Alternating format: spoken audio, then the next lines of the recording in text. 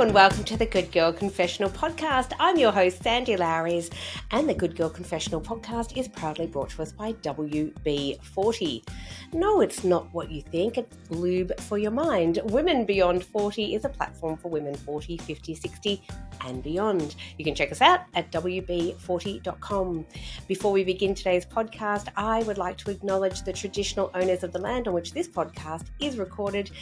It is Aboriginal people of the Kulin Nations, and I pay my respect to their elders past, present, and those emerging, and pay homage to their ancient history of storytelling. Speaking of storytelling, today in the podcast, I am really thrilled to be chatting with an amazing woman. It is Alison Brahe-Daddo. Alison has had an incredible career from being a young model gracing the covers of everything from Dolly to Cosmo and Cleo, all the way through now to doing menopause advocacy through her incredible book that she wrote called Menopause Queen, Finding Your Majesty in the Mayhem. I love that title. And she's also co-hosting a podcast with her husband, Cameron Daddo, called Separate Bathrooms, where they talk about their 30-year marriage, how they stayed together, how much work is involved in that, but they also talk to other couples about what makes their marriages work and what doesn't. She's an absolute delight. Ali was so generous with her time here. I know you guys are going to love this podcast. Welcome to the Good Girl Confessional, Alison.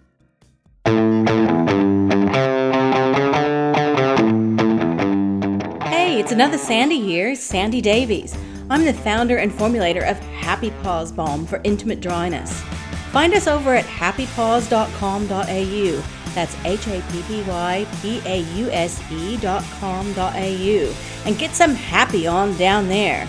And in the meantime, keep listening to Powerhouse Sandy Lowres on the Good Girl Confessional podcast, where every woman has a story. Hello, Alison, and welcome to the Good Girl Confessional. How are you today? I'm good, Sandy. Thanks for having me. I am very excited to have you, and I must say I'm loving your glasses, by the way. Very nice. Aren't they cool? They're kind of new, and I really like, you kind of got the bigger glasses as well. Like, I really like the big reading glasses. I'm kind of thinking, I like this color, but I may go for a bolder color at some point as well. Quite like that. This must be, because we're about the same age. I think it must be like this thing. I'm really into these, as you say, the bigger glasses now. Yeah. And I've got a pair that are even bigger and they're really dark. And I kind of wear them and I go, oh my God, look at me. I feel a bit like Iris Apfel, and I'll take that because I love her. Oh, what a great image. Yeah, totally. I know. It's like if you can't see, you may as well wear some kind of fashion statement on your eyes. That's what I'm starting to think. And, like I have a friend, seriously, she wears these really like hot pink and bright blue glasses all the time. And she looks phenomenal, and she tends to wear like those colors a lot as well. And I love it. I am loving this, and I need to lean into it a little bit more. Yes, absolutely. Absolutely. I am so excited to be chatting with you today. We just had a very brief chat before I hit record, and one of the things that I love is that I was talking about how menopause is becoming mainstream. How epic is that? It's fantastic. I know we were saying that Oprah is now talking about it, which really shocked me because I thought, Oprah, isn't she well past menopause? Like, how old is Oprah? Isn't she a lot older than us? Or is that my imagination? She is. But you know what's fascinating about that? And I was talking to someone the other day about this, Sonia Lavelle, actually, who's a menopause chick, menopause advocate. But she was saying that, like obviously we know that menopause is that moment when, it's 12 months exactly since you've had a period. But women can have perimenopausal symptoms for up to like 15 years. And so absolutely, even beyond hitting that magical menopause mark, you can still have all the symptoms. And I think Oprah very cleverly has realized that there is kind of like a wave happening right now. Mm-hmm. And in her taking the lead on this menopause thing, it literally throws it into the mainstream. Yes, I know, so much so. And I mean, you've got Naomi Watts, of course, that's doing a lot. She's got her own company creating goodies for menopausal women, and I know Gwyneth Paltrow's put a toe in there somewhere. But yeah, I know it's fantastic. I'm just so thrilled every time I see it come up in the headline in mainstream media. I'm like, yep, that's right. Let's keep talking. We sort of have to, because I get really horrified when you see things like, 60 Minutes did, a whole story on menopause, but their big ad campaign for it on the lead up to was big, bold letters, on fire, almost going, taboo, we are breaking the taboo. And then you go, really, is it taboo? Why is it taboo? I don't really know. I don't know why previously it wasn't getting this kind of airplay, but I'm really loving that so many women, as you say, are talking about it. And I was talking not long ago to a lady, Sandy Davies is her name, and she started like Happy Pause Menopause Balm, and she started it, a bit like Naomi Watts, and she started it because she said, well, necessity is the mother of invention, and she went through menopause, and she said, no one told me about like vaginal dryness, and that I was going to be, trying all these products I was allergic to, and then what do you do? I think how amazing though is it that we are finally talking about this stuff so openly and honestly, because guess what? We're all going to go through it. That's right. And I mean, I think it's a question that I'm often asked, like, why do I think it's been something that's not been discussed and people have felt ashamed, about going through menopause. And I mean, the history of it is just atrocious, going back years and years, of course, going back to the Victorian age, and where it was just doctors operating on women trying to cure menopause. But I mean, it's really when, and women being institutionalized for hysterics, which was just probably perimenopause happening. But it's anything to do with aging, mainstream media, Western culture, we're not okay with it, particularly when it comes to women. It's so if menopause is very much intertwined with that, because you only get it as you get older, mostly.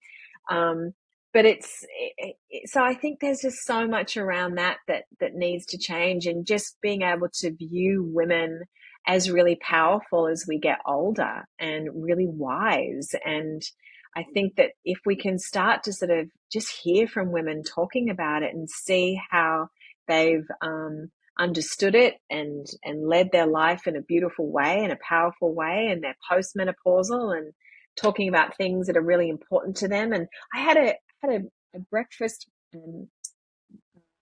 not just with me and Ita Buttrose, it was for an event, but she happened to be there.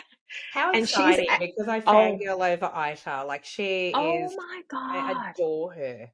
Right? She's 81. It's so hard to believe. Head of the ABC, and she is so cool. I was like, that's what I can't wait to be 81 and be like her. Like, she's phenomenal. So women like that, you just go, yeah, we need to hear this. We need to see you. We need to see you in mainstream media all the time, advertising things, it's really important, because we're pretty amazing at our age.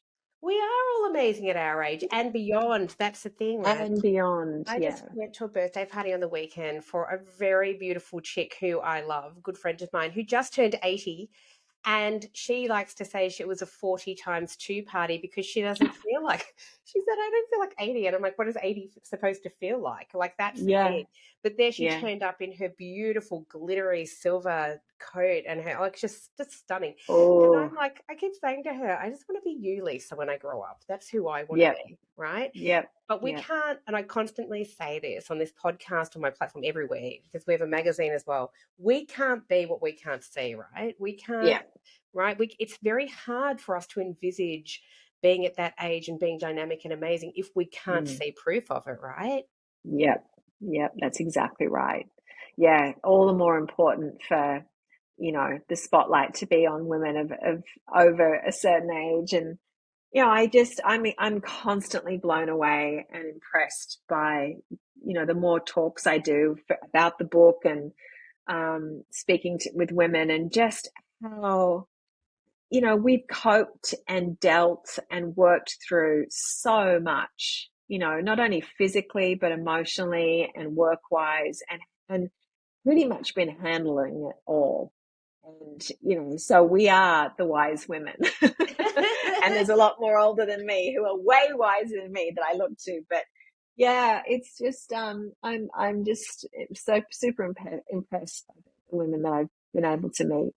Yeah, I bet. I mean, I'm exactly the same. And like, yourself included, but I am really in such a fortunate position to be a podcaster who deliberately made it a point of talking to women and talking about their hard, I call it hard won wisdom, over Yeah, the age of right. 40, 50, 60, 70, beyond. I've had guests on this podcast, one who is a wildlife photographer in her 80s. I Ah, mean, stand back. I'm just all these incredible women who are doing all of this amazing stuff, but they're not really getting any time in mainstream media. I don't understand yeah, why. I I mean, I'm one of those women that has, the Good Girl Confessional. Obviously, the name is a tongue-in-cheek nod to societal, the patriarchal view that women should be good and quiet and stay in their mm, lane, and I just mm, refuse to. Right, and because I know myself what I'm bringing into the world, but I also see all these incredible bloody women over that age who are doing all these amazing things, right? And they're doing yeah. it, they did it with their periods, they're doing it through perimenopause, they're doing it post menopause, and you think, really, we're not done yet. Yeah, exactly. There's so much more that we're capable of, and so much more that we're not given credit for. And is that really loud in the background? Okay, is that okay? I can't hear Okay, it. great. Oh, good. It's a garbage truck pulling up to Oh, my house. no, I can't hear. I think Um, I've got like this kind of noise reduction thing going on, so we're all good. oh, fantastic.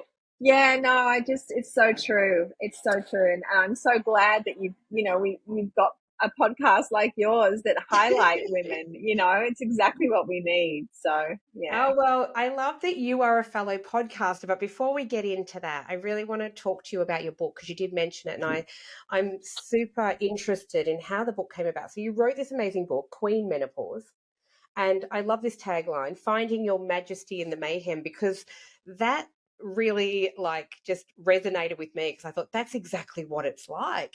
Mm. But tell me, how did the book come about? And really bold and brilliant of you to share your menopause story so openly, by the way, in this book, which is fantastic, which has helped so many women. How did it come about? Well, it was really, I think, unfortunately, like so many women, I had heard the word perimenopause and was like, I don't even know what that is. I'd heard menopause, but I was like, that's something that happens, when you're like 60, 65 and your period stops? Yeah, whatever. And then someone said, oh, you might be a bit perimenopausal. When I was feeling emotional one day, I was like, what? Um, and then, of course, perimenopause really came a calling and hit with such a huge impact. And as I write in the book, it was the perfect storm because I was moving our entire life from Los Angeles back to Australia, 25 years in one country. I was emotionally, physically, mentally exhausted, which I'm sure sent my symptoms skyrocketing. But I was in it in Australia and just suffering so much and challenged so much by it, particularly the mental part of it. And I felt so, so lonely. And everywhere I didn't know anyone to talk to. None of my girlfriends had talked to me about it. My sisters hadn't talked to me about it. And I couldn't believe when I started to just doing a little bit of research, the amount of symptoms and the sometimes the severity of the symptoms, not for everyone, of course, and that this was something that we were all going to go through. And there was nothing. It was like this empty desert of information, unless it was only via Google with the most depressing facts on the planet. And I was like, this can't be it. Like, this can't just be it. This can't just be all there is to menopause, that like there's some kind of punishment when you reach your 40s and 50s that, hey, you've done all this, you've had your cramps and your endometriosis and your miscarriages and your torn perineums. Here you go. Have this as well. I was like, this cannot be what the universe gives us as women. We deserve more. So I was like, how can this possibly be for me? Like, how can it be something that we as women can leverage and make the most of and become happier, better, healthier, more alive because of it. And the more I spoke to postmenopausal women, the more I was like, oh, here we go. Here's the shining light. Here's the light at the end of the tunnel, because it was incredible how many women were having the best times of their life. They were happier than they'd ever been. They were more comfortable in their bodies. They were more creative than ever. And I was like, this is awesome. This is something we can look forward to, even though it might be really hard or challenging as we go through menopause or perimenopause. But we know that it's going to come to an end, and we know that there's more to look forward to. And, you know, I wanted women to not feel so alone. I wanted them to feel like, you know, this is my story. Do you relate to this? And it's amazing how many women are having similar experiences. And then the more I sort of spoke to other you know, doctors and health professionals and research that side of it, that there is actually a lot of help out there that we're not hearing enough about as well. And I think that's really important too, for women to know that you don't have to just grin and bear it and just suffer through it, that there's things that you can do that is going to support you and help you feel better as you transition through this time. Yeah, and that's such an important point, because we don't have to sit here in silence and suffer. Yeah. I, was very, very lucky on my journey that I went, I've got girlfriends who we grew up together. We're all the same age and we all hit perimenopause around the same time. So everyone was talking about it. We have this group Yeah. chat and everyone's like, is it just me, or is anyone having like hot flashes? And we're all like, oh my God, yes. And from there it was like steamrolled. It became all these kind of, and I've got this symptom. And what was really interesting in a group of 10 women was that while we were all going through it, our journeys were also different, right? Some of us had some symptoms, some had all the symptoms, some had barely any symptoms. But it was really great for me that when I went to see my GP, she was on it. Like, she listened, she heard me, and straight away said, I think this is what you're going through. The interesting part is that there's no blood test to tell you you're going through perimenopause. And I think that's really important to say. But she did say, but let's do blood tests, because I want to rule out everything else first. And that's the other thing that happens. A lot of symptoms that you might be going through something else. All the symptoms when you're in midlife, they go, oh, you're perimenopausal. Suck it up, princess, you'll be right. It doesn't work like that, right? It doesn't. So I'm lucky, but I know the experiences of so many women that I've chatted to has not been like that, they've been dismissed, or their symptoms have been dismissed, that they've been, been told, why don't you go and see a counsellor? And, one of them so rightly said, this was Sandy Davies that I spoke about before, she said, I don't think any amount of counselling is going to help my dry vagina. That's right. That's right. No meditation, nothing. Not going to help me.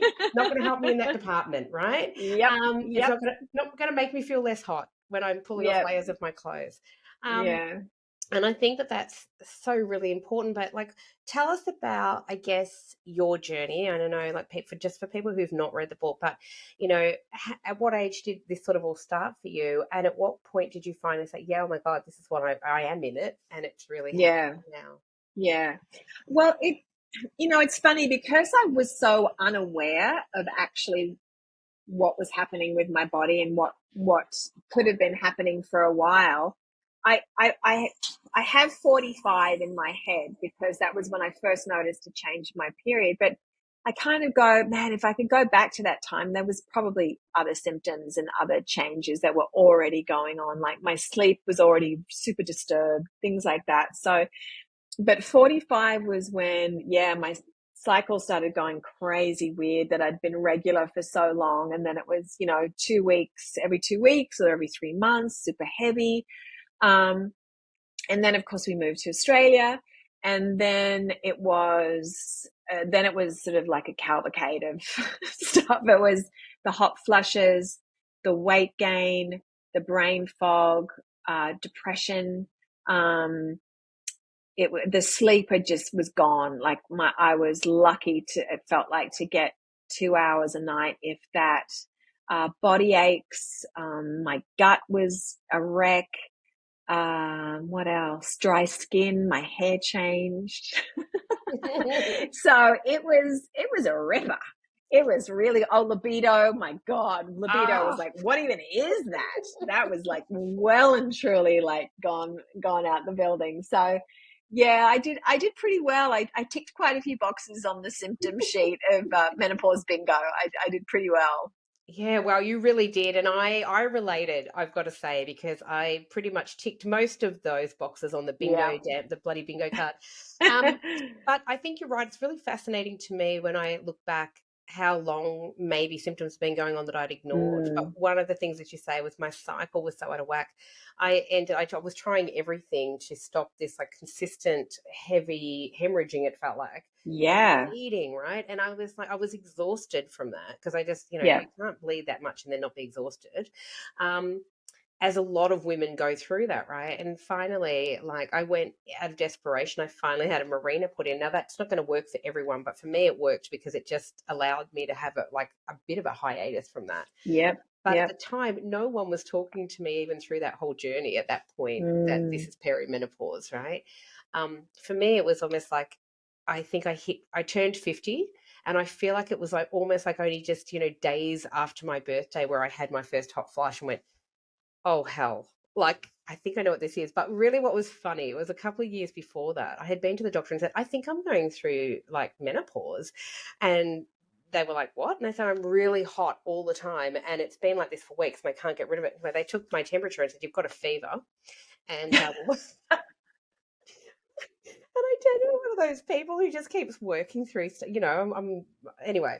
So as it turned out, I was sick. So when I got to 50 and this happened again, I'm like, I don't know, but I'm pretty sure. And I remember going to my doctor again and saying, listen, I know last time I said it, Yeah. you thought I had a fever, but I don't think anyway, it was hilarious. But in the end, she was great and she listened and said, yeah, no, you don't have any underlying fever or anything, and we'll do some blood tests. But she's a woman of my age too, going, I'm going through this as well. And I think it was just really great to be able to talk to someone about it.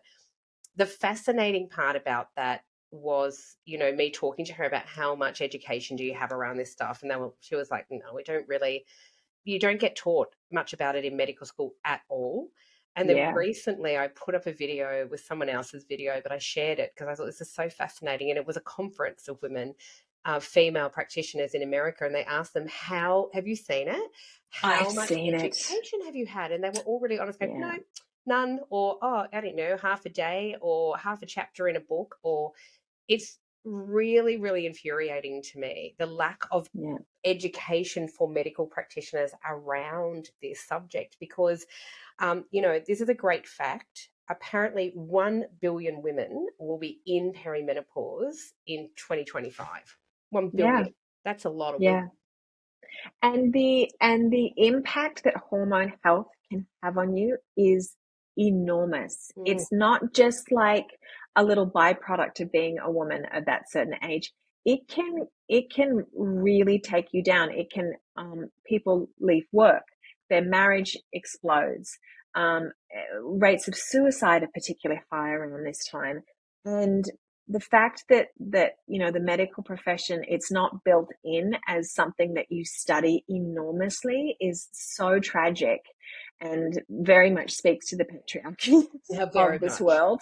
And going out and my favorite thing is going to the small country towns and talking about menopause and talking about the book and everything. And it's horrifying to find women with maybe one doctor in town who's like a 75-year-old dude who's never studied hormones in his life because it just wasn't, not his fault, but it wasn't part of the curriculum for him. And these women have got nothing. They've got no support, no help. And I just think this is just, it's just so unfair. It's so unfair where there's so many things that could be helping these women and they're not getting the help, and just having to feel like so often as women, I'll just sort of get through it. I'll just get through this. I'll just get like I get through period cramps, like I do this, and it's not the time to be doing that. It is absolutely the time to be giving yourself the most kindest, wonderful support, because we are so deserving of it. And I just want every woman to sort of take that banner up and just go, what do I need? Who can I talk to? And if that person doesn't give you the support you need, find someone else. Find someone on Zoom, a doctor on Zoom, or telehealth, or, you know, talk. As you're so lucky you had your girlfriends, talk to your friends. Who do they see? And so it's just, you don't feel alone in it, and you don't feel like you are, you just have to get through it somehow without getting the help that you need. It's not okay. No, it's bloody not okay. And the thing about it is that it's a biological fact. It happens. It is Yeah. biological. It's not something that women can control or something that we Yeah. choose. It's as common as, you know, puberty when you're younger. I mean, it's a reality. It is something we're all going to go through.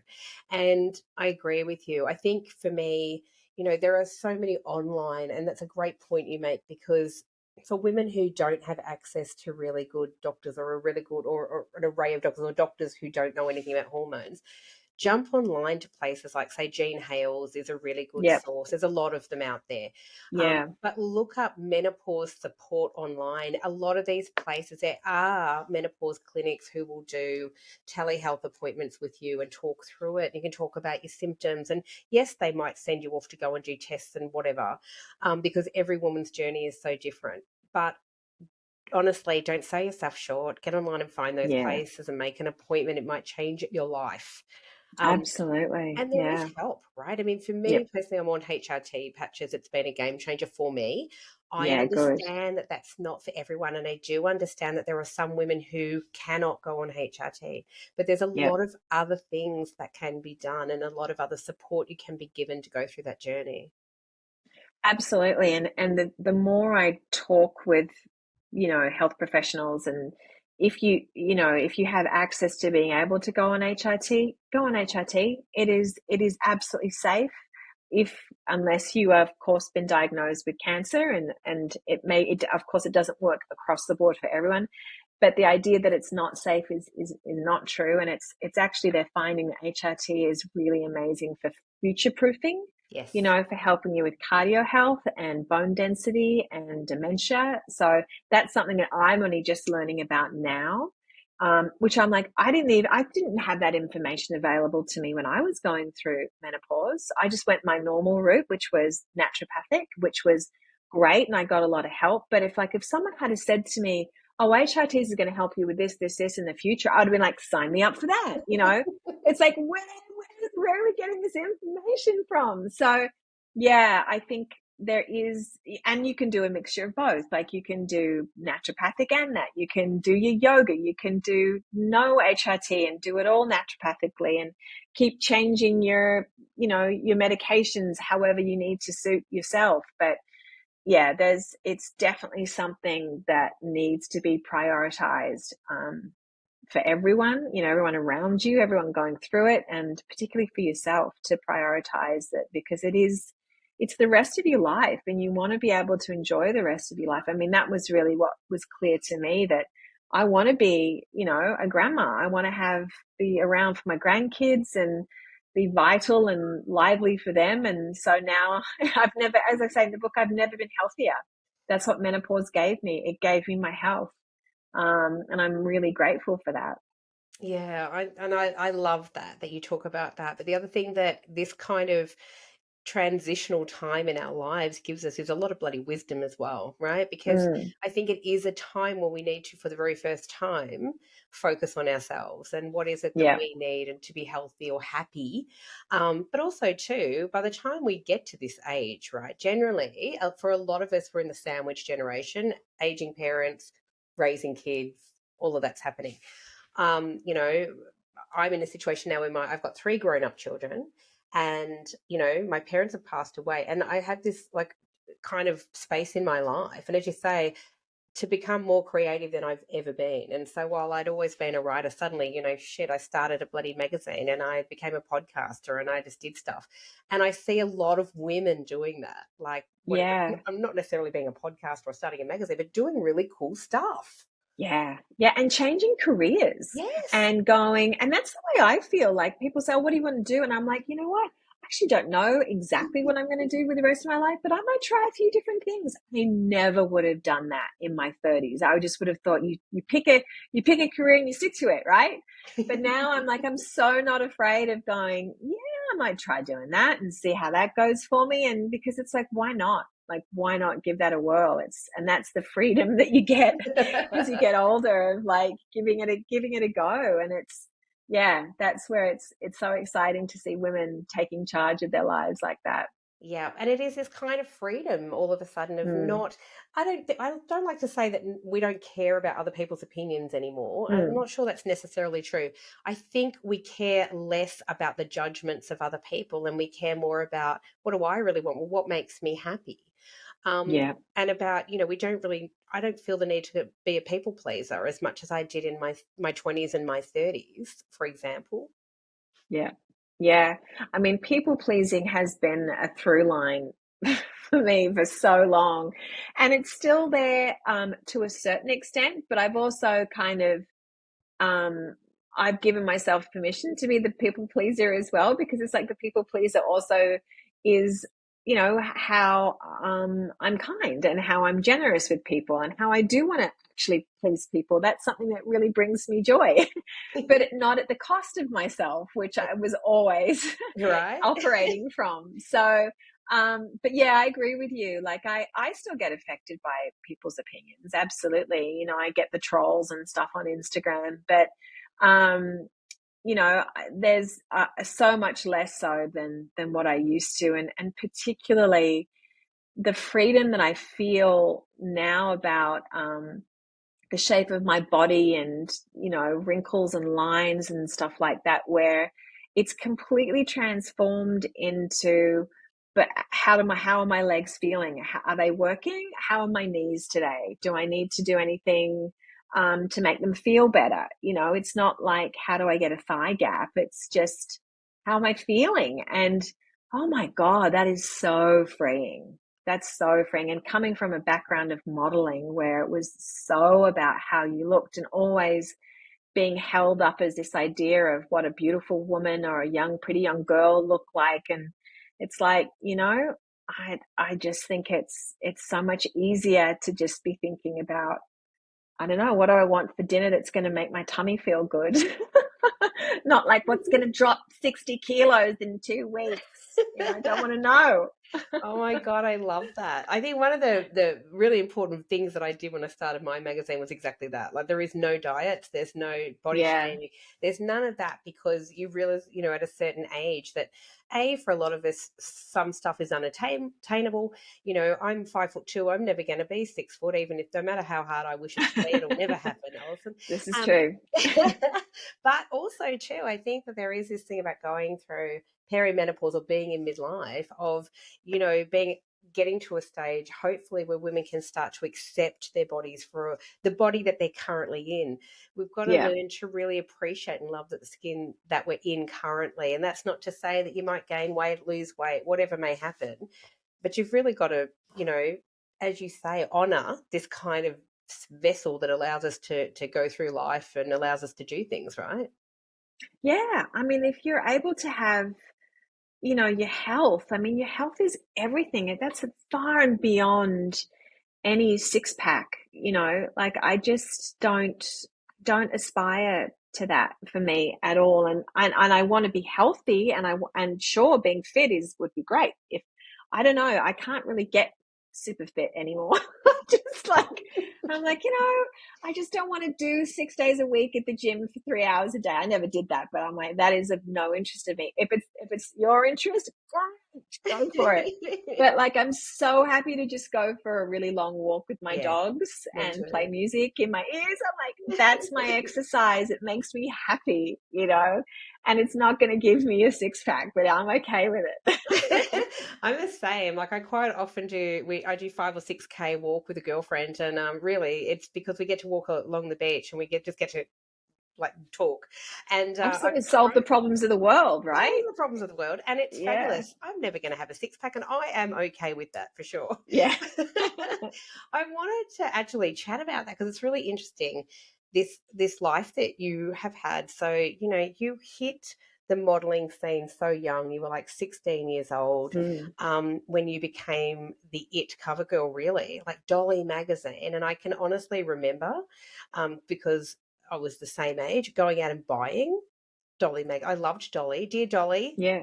Dear Dolly. Yeah. And in WB40, we now have, Dear WB40, because you go like, I love it. Yeah. Yeah. But Yeah.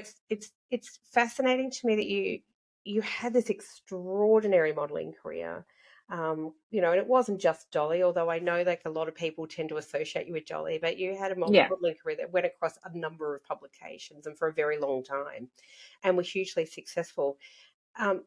You've got 3 kids now, and I wanted to ask, like, what was it like to be working, because that's a hard work, to be working and modeling at such a young age and then beyond, and now that you're a mum, have your feelings towards sort of that industry changed at all? Yeah, look, I think I was very much, I very much stumbled into the world of modeling and was very naive around it. Had no idea what to expect. I was just a girl that grew up in Terry Hills public school, youngest of 3 sisters. I was not the pretty sister. My middle sister was the pretty sister. I was not the pretty girl amongst my friends. So it was such a weird thing to sort of find myself in that industry in a way. I had always wanted to be a preschool teacher. Modeling was never on my cards, but I just sort of rolled and rolled and rolled with it. I was lucky to be with a really amazing agency, Cameron's agency, and they were very, very kind to a young girl and very nurturing. And I'm so grateful to the ladies who worked there and sort of just really helped me just to sort of figure out what to do and what not to do. And I don't know what it was. I just sort of took all the opportunities that came my way. And I think it was fortunate to have made such good friends with the fashion editor of Dolly Magazine, Carlotta. So she just kept booking me, so that was really good. So we had a lot of fun. And I think this is where my nice girl, people pleaser also helped, because I never complained on set, which sometimes I should have been complaining on set. But I was always very easy. I was always, yes, I'll do that. Yes, I'll go stand in the freezing cold water in the middle of winter in a bikini and look warm. Sure, I'll do that. I won't say a word about that. I have hypothermia, but I'm here for it. Yeah, I'm fine. It's fine. I'll do it. Yeah, I'm good. I'm okay. Oh God. So yeah, I think that was also part of it, that I was just an easy person to work with. I'd been a dancer for many years. I think that also helped my career a lot, because I knew how to move in my body. Yeah. So those sort of things really, really assisted me. And then, but I'm so glad that I didn't live in a world of Instagram, that at that time that there wasn't the social media pressure. It was just a very, very innocent time. Dolly was like a Bible for so many of us. I loved Dolly too. I was buying Dolly. I thought it was a great magazine. I couldn't wait till it came. So I remember running to the news agency, right? You had to get TV Week and Dolly Magazine, and so exciting. And I really I wanted to read Dear Dolly, and I wanted to read all of the boyfriend gossip and all the things. Right? Absolutely. And anything on any celebrity. They were all like, the neighbors and the home and away people. And the fashion was always usually fairly affordable, like not too expensive for us girls. We could sort of save enough to go buy that sports girl coat or whatever. So yeah, it was just a really much more simple and innocent time. And I think that's what a lot of women our age who've got teenage kids go, oh, I wish we could go back to the Dolly days. And I do too, because my youngest is 17. My eldest girl is 20, about to be 27. And, seeing what my youngest has to deal with, the onslaught through screens of what you should look like and what you should this and that and that. Oh my God, it's too much. So my eldest, though, weirdly enough, has just been signed by a modeling agency.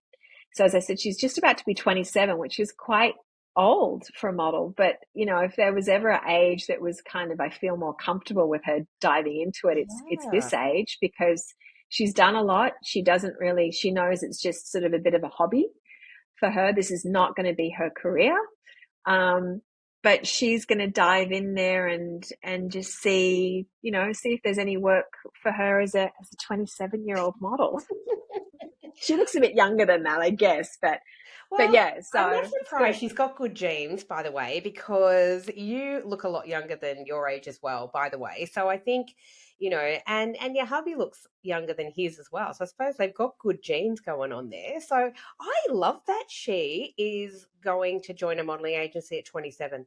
And I almost feel like that should be more normalized, that, people are joining model agencies, say, beyond the age of 20, rather than 13 and 14 and 15 and 16, as you say, because especially in a world now where everybody knows your stuff, and when you're in the public eye, it's really bloody hard. Like, I thank the universe every day, let me tell you, that I grew up in the 80s, that I was like doing things in the 80s where there was no mobile phones, no Instagram, no social media at all.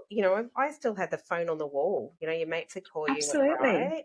And there was only one phone in the kitchen, and you tried to get the extension lead so you could pull it to your bedroom to chat about boys with your mates.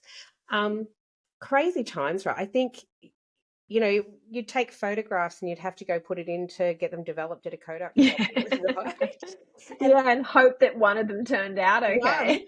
And mostly they were all shit, but that's okay. Whereas now, everything is bloody played out on social media, whether you like it or not. And for you, it must be an interesting time to have lived through that in the public eye, right? As much as I can stand back and go, I'm not heavily in the public eye a little bit, but not like, you're in the public eye. You married a celebrity, you married someone who, he was the big thing at the time. The Daddo family was huge, the Daddo boys, and you married Cameron. So a lot of your stuff was played out in the public eye, and then going to Hollywood, of course, moving to LA. How was that for you? It was something I didn't want to do. I didn't want to leave Australia. We were only meant to go for 3 years. That was like, deal with me. We'll just do 3 years and that's it. 25 years later.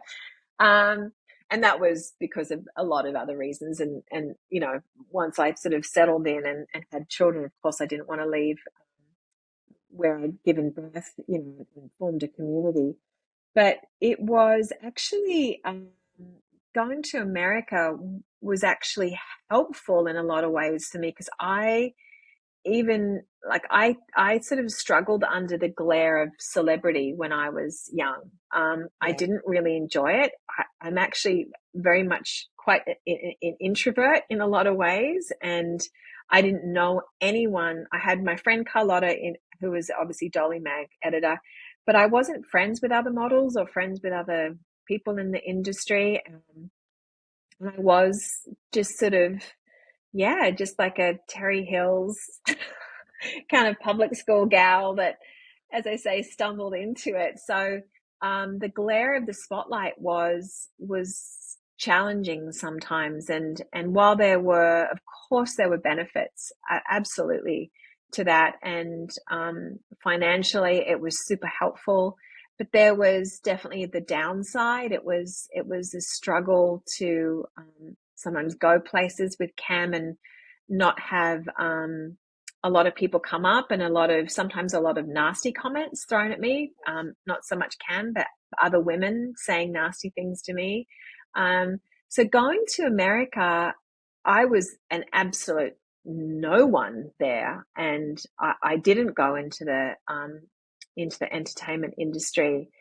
Well, I gave it a bit of a dabble over there for a little bit, and then quickly realized I did not like it at all, at all. And then, so from there, I actually sort of was able to sort of parlay into things that I wanted to do, and that was first and foremost be a mum, and then become, learn massage therapy and working with pregnant women, and doing birth coaching, and then going into early childhood teaching, which was always my dream. So that, I don't know what would have happened if we had have stayed in Australia. I don't know if I would have ever gone that route, because I probably would have stayed in the entertainment industry and continued down that road for forever. I don't know. I'm not sure. But so in that way, it was actually really beneficial. It really sort of took the pressure off me, at least. Not so much Cam, but it did for me. Yeah, and I suppose too, that's it's actually fascinating when you think about it like that, because who knows what you probably might have felt almost not forced, but kind of been pigeonholed into the Australian industry where it was just an expectation you continue down that path, right? Mm. Um, which is fascinating. I love that you went and got like a degree in, early childhood education, which is where, as you said, you went full circle, which is so Yeah. beautiful. And did you love it? Like, you worked in an LA school for quite some time. Did you love it? I loved it. I loved it. I have, my passion has always been children, and it's always been the little ones.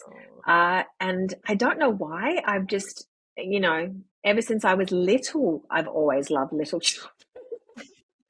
And I was 5 saying I wanted to be a preschool teacher. So, Oh. yeah, I don't know if I just relate.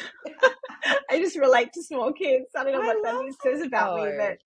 Maybe it's the but yeah, innocence and the joy. There's so much joy and yeah. innocence in young kids.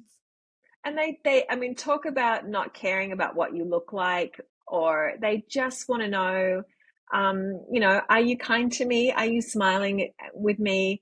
Are you going to have fun with me? And sort of, it's so simple and basic. And I love that about them, because I still teach here in Sydney. I'm still teaching, and it's just a relief, some days to be around those kids, because their needs are really easy to understand and simple. And yeah, they don't care, what you're wearing, what you look like, or anything. It's just, do you love me? No one's going to ask, So who are you wearing today? Like, who no, cares? And I exactly. love that. And Did did you put on a little bit of weight, Ali? No, sweetheart. No, I didn't. it's normally, you're beautiful. I like your hair, Yeah, that's whatever, right. right? It's gorgeous. So Yeah. when you were teaching in America, did the kids did they love the accent? Did they notice that you had an Aussie accent? They did. And what was so cute is that when we do parent teacher night, and the parents would come up to me and they would say, "Oh my God, it's so gorgeous. My little kid talks about what was the word? Because we would give them, we'd give them fruit for morning tea, because we actually cooked all their food with them and stuff. Blackberries, and America is blackberry." Yeah. And so the kids would come home and say, "Can I have a blackberry?" And they were like, "Oh my God, they're You're saying it British. Australian." And they just thought it was so adorable that, their kids were picking up little words from their Aussie teacher. Yeah, it was really sweet. It was so gorgeous. Oh, I love that. And I love how your face lights up when you talk about teaching as Oh, well. It's just so special. gorgeous. Yeah, That's yeah. brilliant. It's funny how sometimes the universe just takes you where you're meant to be, whether you like it or not. So even though you had this extraordinary, amazing kind of opportunity happen and you went with it, and why wouldn't you? How amazing and incredible, but you still ended up exactly where you always thought you'd be. I think that's quite Yeah, amazing. yeah, yeah. And I didn't start teaching until, I was started just working sort of assistant teaching first. And then I got my own class. And that wasn't until I was maybe 40, Wow, I love So it took me to then to finally, give myself my dream. So yeah, it was really, really awesome. love that. And so you've been married for 30 years, which in anybody's book is no easy feat. Take it from a chick who's been married twice and divorced twice. So anyway, Okay. but I've got friends who've been married for 30 years plus. It's quite amazing. I am always in awe of people who can make it work, because it's hard work. Marriage is Yep. not always easy. It's not always fun, even if on the outside everybody's always smiling on the Instagram posts, right? The reality is Yep. it's a lot. It's a lot of effort. Um, I don't know if are there secrets to this? And when I say this, interestingly, you're now working with with your hubby Cameron on a podcast, which is called Separate Bathrooms. So I'm fascinated to know how you got into this podcast together, where the name came from, which I love the name, by the way. I always love a good name. And in the podcast, you're interviewing other couples, basically. How did it all come about? Well, I mean, it really came about, just as you were sort of saying, this idea of, Instagram, the perfect couple and couple goals and all that stuff. We have been through so much in our marriage and come so close to separating. And we have fought tooth and nail to stay together. And we, without both of us doing it, we wouldn't have stuck together. We both had to agree to go, we want this, and what can we do to help it or fix this or change that or get better at this? And, which is why we did so many years of therapy, of couples therapy. And, without that, I don't think we would have stayed together. So that's like, that's been the magic bullet for us is couples therapy.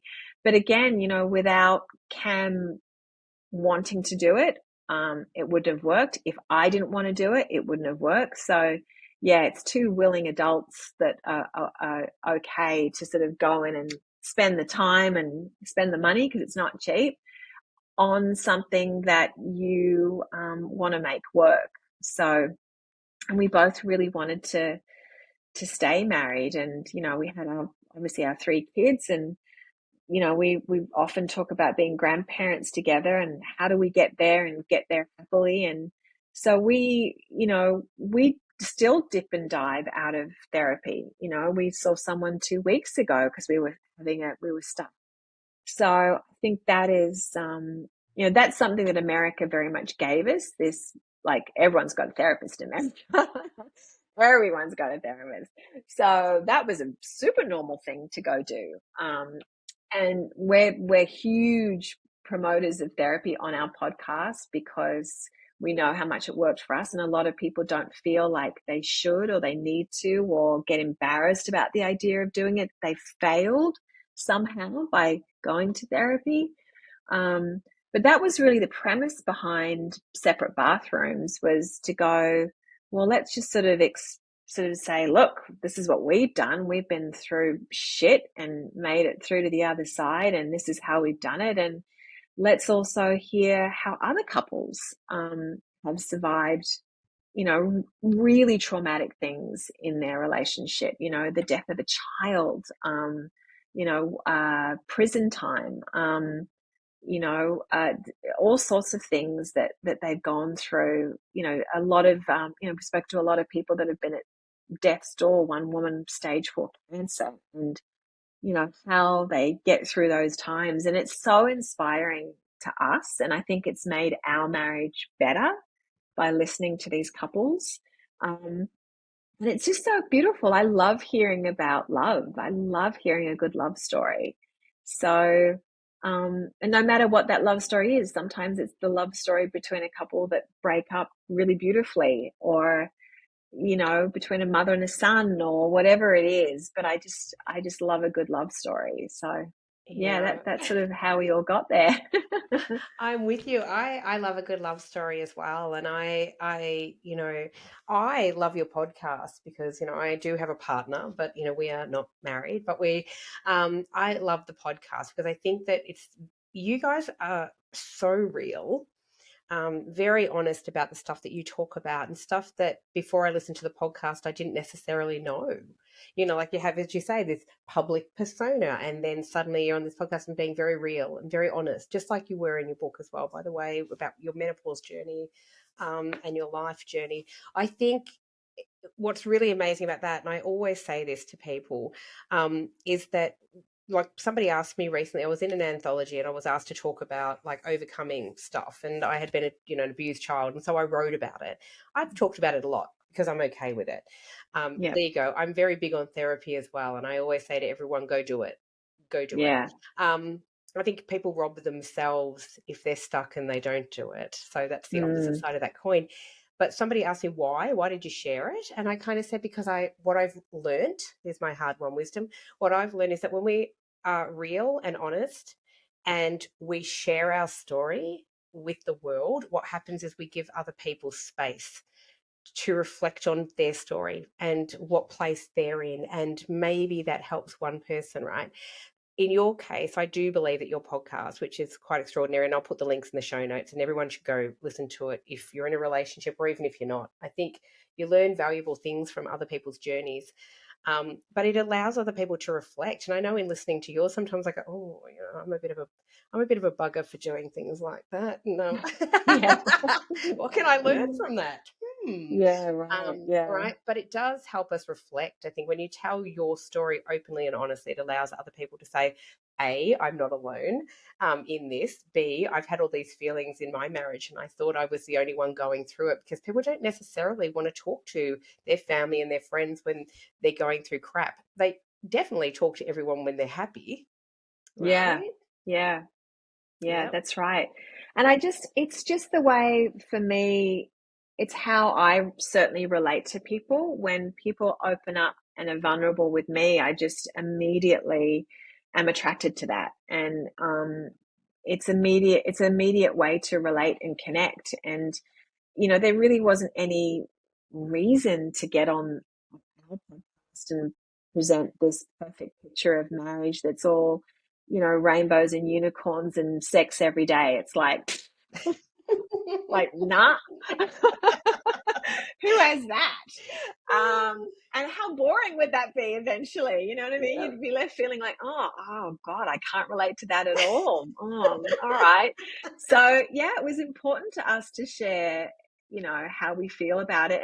And I think I remember reading something from Brene Brown, who I love, but she said, share the story, that as long as it feels like you have worked through that. Don't share a story that you're still struggling with and you haven't evolved for yourself, because there's things I share in my book that are very, very vulnerable, and people say, were you okay sharing that? And I'm like, I was, because I'd done the therapy work on it.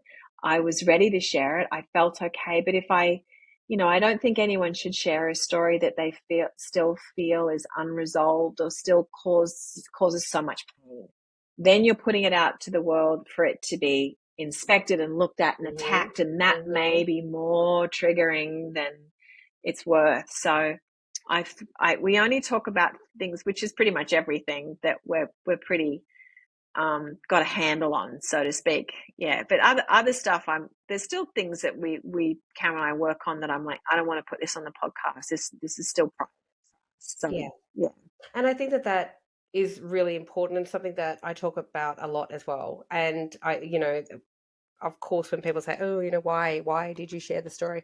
As I said, you can't, well, you could do whatever you like. Honestly, I'm not here to tell people what they can and can't do, but I don't think it's wise to share stories, as you say, where it's an open wound.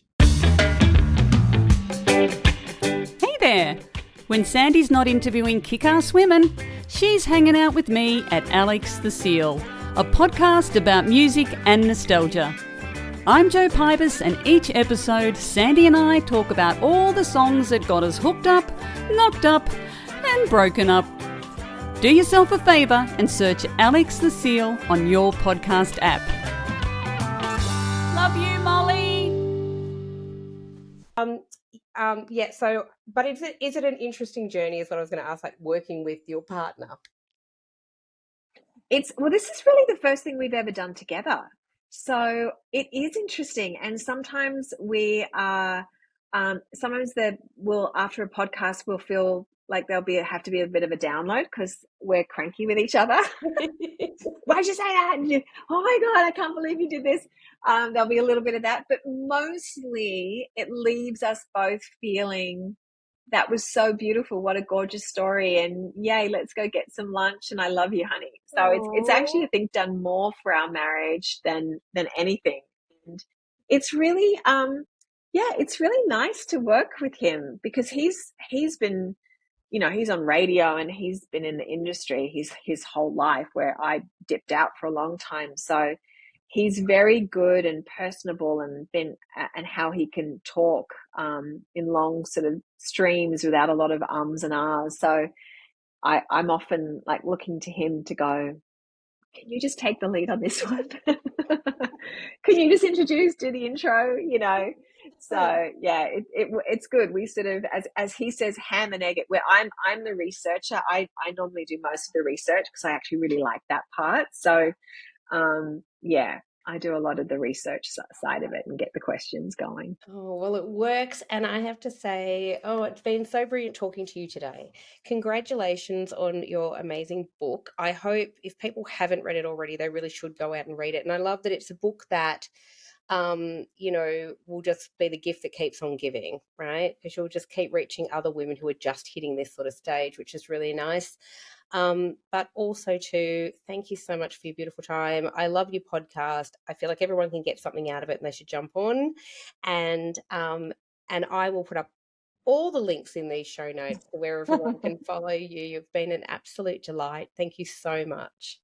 Oh, Sandy, thanks so much. Thanks so much for the conversation. It's been really lovely. And thank you for everything you're doing. You're just, you know, you're ticking all the good boxes for all of us women out there. We need you. We need your voice in your interviews. So thank you. Oh, as we need you. Actually, someone said the other day, Sonia Lavelle actually said, it's like a men choir. I loved it. That's awesome. Yeah, that's so gorgeous. The same song. I loved it. I'm like, yes, I'm part of the men choir. So true. I'm part of it as well. Even though I can't sing, but I'm happy to be part of the choir. Me too. Me too. Thank you so much. It's been an absolute delight. Thanks, Sandy. Thank you.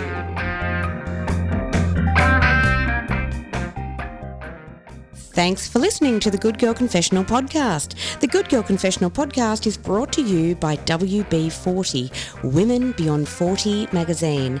Available now at WB40.com. The Good Girl Confessional podcast is available on Apple Podcasts, Spotify, and wherever you listen to quality podcasts. We're also now available on YouTube.